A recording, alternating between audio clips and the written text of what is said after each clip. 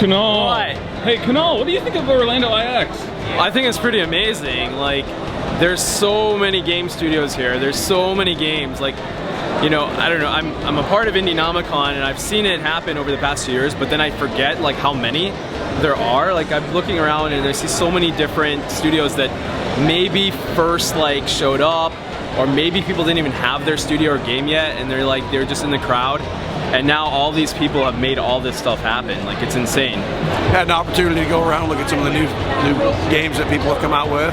It's neat to see a lot of these neat indie things that people have come up with. We love ORLANDOiX. ORLANDOiX. I've been here now for what feels like 2 days. Has it been 2 days? Yep. Yeah, it's been 2 days. Looking forward to being here for 2 more days. I think tomorrow is the Digital Expo. Yes. Yeah, so we are super stoked to have this in Orlando. Best city in America, right? Yep. Next year, grab that all access pass, baby. Oh man, that's where it's at. It's the baller pass. Big turnout of people that came, professional, hobbyists, just gamers. I had a lot of great feedback that came, and people just love this event. Well, OIX has been a lot of opportunities for very, I guess, extended, intimate conversations with people who walk by and want to check out more having to do with our game or the games around us. I think it's a great opportunity for networking among the local indies, as well as getting a chance to speak with some really powerful and influential people that have a lot of insight from years of working in the industry.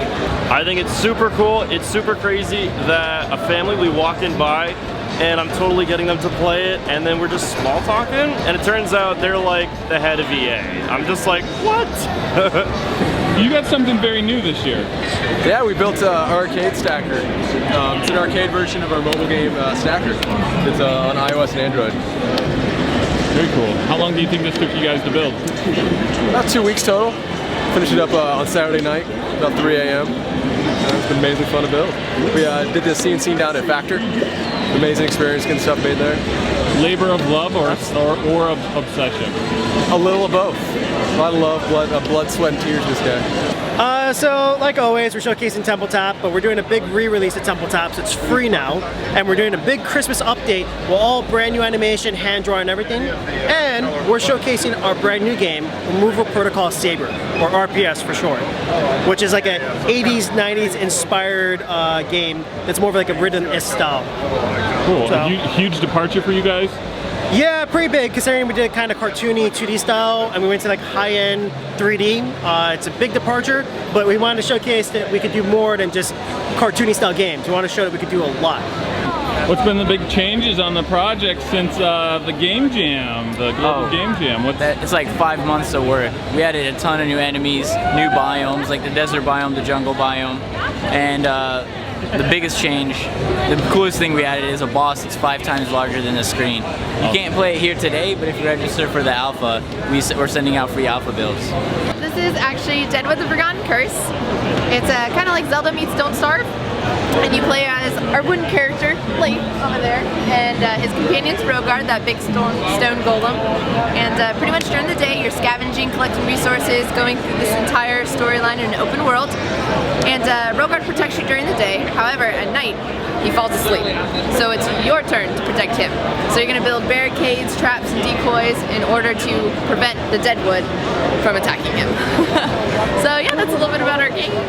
So Catfish, official beginning, very first beginning, October of last year, and after our Kickstarter, which ended in January, that's where we began full swing of development, which is sort of like, in many ways, the beginning, because we did a lot of things where essentially, now that we've got our proof of concept approved, we're going into it. As far as how far we are, I can't give you a percentage number, but I can tell you that our ocean does indeed have water, and our boat does indeed sail on that water. And not only does it do those things, it does them very, very comfortably.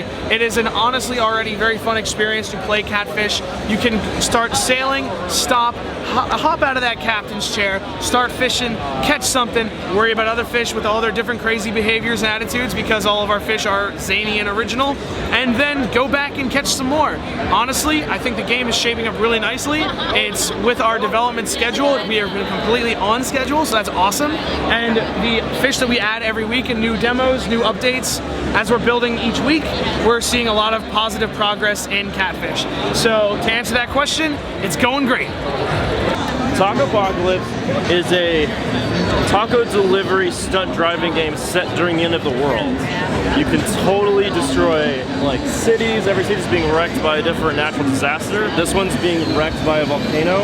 You can do flips, you can do grinds, you can blow up gas stations. The whole purpose of the game is to actually do as many tricks as you can before you make a delivery, and that way you make maximum cash. You don't really have to think too much, you're just playing and having fun. Exactly. Yeah, so Islands of Nine Battle Royale is an online competitive first-person shooter. It's currently in development. We're 5 months down the road, and we have our main focus on last man standing gameplay. If you're familiar with the Hunger Games or Battle Royale, it's very similar to that. Right now we're showing screens of our island right here.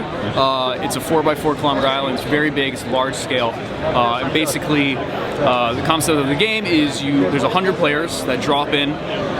They start with nothing, no weapons or anything. They find them around the world, pick them up, and kill everyone else until there's only one person remaining. We have a lot of unlockables. We have a ranking system. We're very, very competitive gamers. I'm a Counter-Strike nut. Jake is a huge fan of Halo. So we're gamers through and through. We're looking to make a really cool game that we love and everyone else loves. It's been incredible. Like he said, the reception has been amazing. People have been loving this game. I mean, ORLANDoiX has been a huge experience for us. It's been amazing, honestly. What are you looking forward to for the future of ORLANDoiX? I'm just hoping to come back next year again, honestly, show a more updated build of our game and just continue to meet more people and network. For the future, I can only see growth. I mean, there's so many people that have like their Kickstarter starting from this event. I see people that are showing like prototypes of what they're building in the future. People now have multiple games, so I can only see it being bigger, more packed, and I can start seeing like this stuff reaching the market. People like playing it, and people on outside of Florida like all flying in for this. So this is all pretty amazing. I've been here all day yesterday and I still haven't gotten through everything. Cool.